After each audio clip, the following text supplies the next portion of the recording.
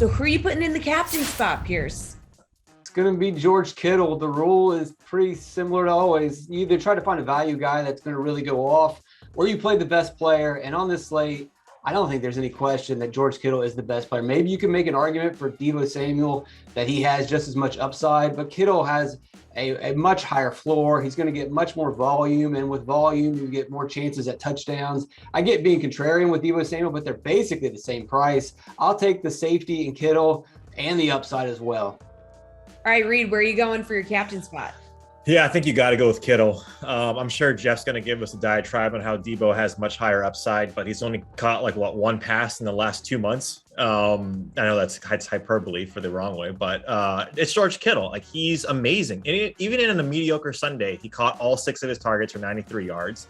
He gets Jayon Brown, who gives up 88% completion percentage as a linebacker, and he's athletic. He's an athletic linebacker, and the Tennessee Titans play opposing tight ends well, but it's got to be Kittle. The upside is just too far and immense. And I think his rushing upside for Deebo Samuel kind of caps his upside because you're just not catching any balls.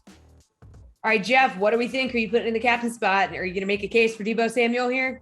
I mean, I just can't believe these guys are saying that George Kittle's the best player in this game when Ryan Tannehill is available on the other side of the ball. I do actually like Ryan Tannehill as a captain's play here, but it comes down to, it's not that I think Ryan Tannehill is the best player in this game. It just comes down to how I think this game is going to go. San Francisco has so many weapons.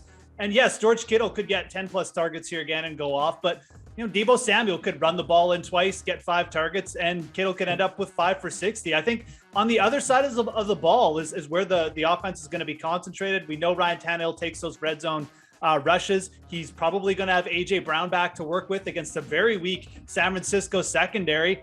I think Ryan Tannehill rebounds here a little bit, and I really do feel like this is a good spot for him to put up 20 plus points.